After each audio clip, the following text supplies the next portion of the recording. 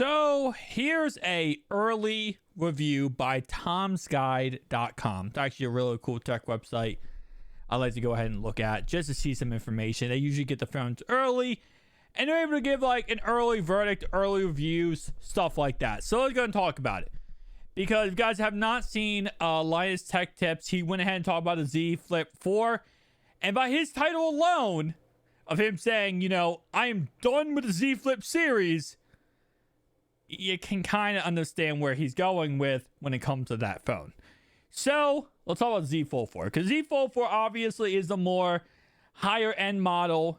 It has everything on flagship feature you would want in a cell phone, but the biggest issue is $1,800. And according to Tom's Guide, the early verdict here is the cons are still very pricey, which I talked about in my last video. $1,800 is a lot to ask for. After taxes, we're talking $2,000 for a foldable cell phone, when you can go ahead and go out there and get the Galaxy S22 Ultra for like $1,200, iPhone 13 Pro Max $1,100. And I know, because I've said it many times myself, these are candy bar cell phones, and there's nothing, there's no real comparison from a candy bar cell phone to a foldable cell phone. Foldable cell phones are better, but at the end of the day, that's because I've used all the foldable cell phones I have used. For the average consumer who has not used a foldable cell phone, it's hard to justify or tell someone, hey, I know you never used this foldable cell phone before. The inside display is going to be a little weaker than your actual phone. Actually, it's a lot weaker. It's a plastic display inside, and I know you have a Gold Glass Victus on the outside here, but it's $1,800. Hard sell. We were rumored that we were going to get a cheaper price tag on the Z Fold 4, and that was not the case. At the end of the day, it's a hard sell. All right, under display camera is just 4 megapixels. I really dislike when people bring this up in reviews, because the under display camera is not supposed to be anything good. First off, it's under a plastic display. So it's already, even if you got a crazy great camera in there, right? Crazy great sensor, it's an under display camera. The point of it is to disappear while you're watching media and reappear when you want to take a video, or you want to go ahead and do video chatting, something like that. That's the only time that it really matters. And at the same time, if they put a good camera in there, it would have cost more money. And there's no real reason to have a crazy good camera inside. You have a 50 on the outside, you have a 10, you have a 10, you have a 10 on the front. You're really, really good. Yeah, the crease is there. Yep. Still an issue. Oppo finding 5G figured out how to get rid of the crease. Samsung still has not figured it out. And to be honest, this might be a positive thing in the end for Samsung. Maybe the Samsung, Z Fold 4's display will last longer than the Oppo finding 5G. Maybe not. At the end of the day, all that really matters is the crease is actually still there. Oppo finding 5G, based on the reviews we've seen, no one has complained about that, the actual display breaking. Now, obviously, it's Chinese exclusive, so it's not like it's an international launch. Nonetheless, though, the crease is still there. I'll say it like this, right?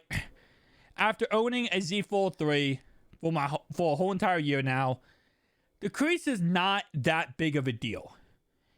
It definitely affects you when you are going ahead and scrolling up and down on the display, because when you go ahead and click on where the crease is, it will actually go above the crease or below the crease.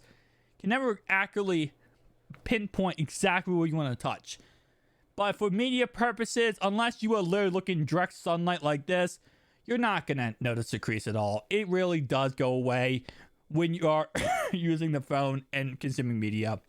Not a big deal. All right. Pros. We just talked about all the cons right there. Pros is lighter design with slimmer hinge. This is slimmer. No. It is immaculately smaller, and it's so much better looking. Not only is it smaller, it is better looking hinge. I don't want to hear that. Well, slimmer hinge. No, bruh. No. That thing goes from like this to this.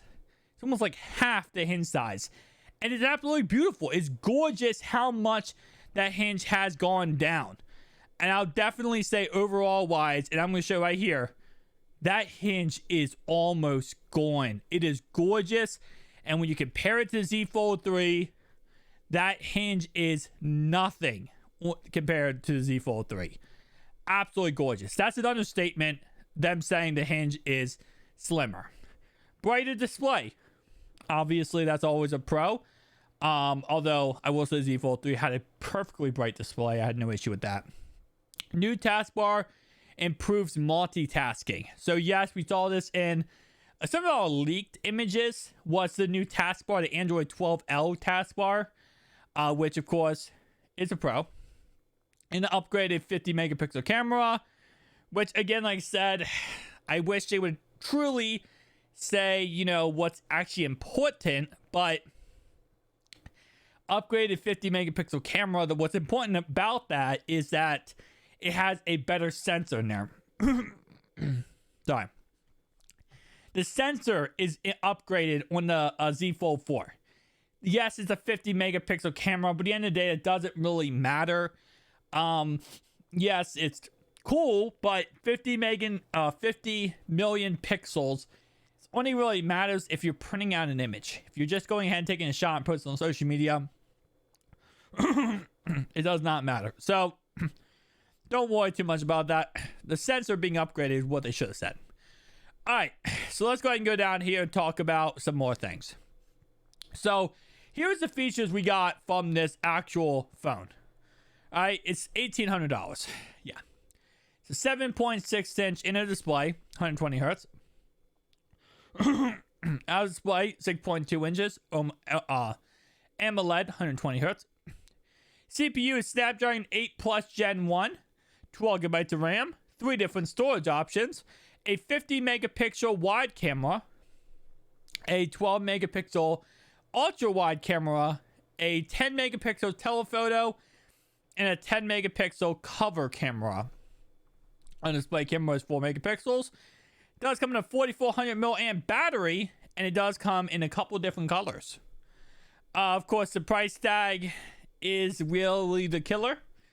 Because other than the price tag, this is an absolute fantastic device, and it is absolutely beautiful. It is so gorgeous outside of that camera, outside of that price tag. That price tag is what holds it back. It truly is the killer of the phone, is that price tag. Because everything else is gorgeous. So, of course, the iPhone 13 Pro Max and then a Galaxy Z Fold 4. Now, I will say, a lot of people don't understand this when it comes to Samsung phones versus iPhones. Samsung phones are always more vibrant when it comes to just, it always looks washed out a little bit, but there's more detail. While iPhones have more colors. As you guys see, this looks more colorful, right? This looks more washed out, but it has more details than an iPhone. Look at the top here. You see that top right there? Look at an iPhone. See? A little bit different. All right. Same concept. Z Fold 4. Actually, it's kind of funny. This actually looks more washed out than that. And same concept here. Yeah, Z Fold 4 looks more washed out. iPhone looks more washed out than Z Fold 4. As you guys see, bam. So anyway, though, actually, I think I got those. Yeah, I got those two mixed up. I think Samsung has more colors, iPhone more detail. Anyway, though, as I was saying, I'm excited. I'm excited to get this phone in the studio and start using it and actually showing it off and breaking it down and really doing some benchmarks on it. Because this phone is a great phone. Okay. Obviously the early reviews is, there are some downsides, but all the downsides are really things that we kind of knew. Like, yes, it's going to have obviously very pricey. Same exact camera as last year. The crease is still there. Other than that, everything else is a positive about this phone. And unlike the Z Flip 4, the Z Fold 4 actually is a great phone. I'm sorry, Z Flip 4 is great too, but Z Fold 4 is absolutely amazing. So I will say overall wise, I'm excited to see, you know, what more reviews do come out. I've been watching a crap ton of reviews of this phone. Obviously, I wish I had it early, but I don't have it early, so I gotta just give some reviews and kind of get some bits and pieces and give you guys what I'm hearing around, you know, the YouTube space. But overall wise, not bad. Not a bad phone. Thank you guys for watching. I'll see you guys in the next one. Peace out.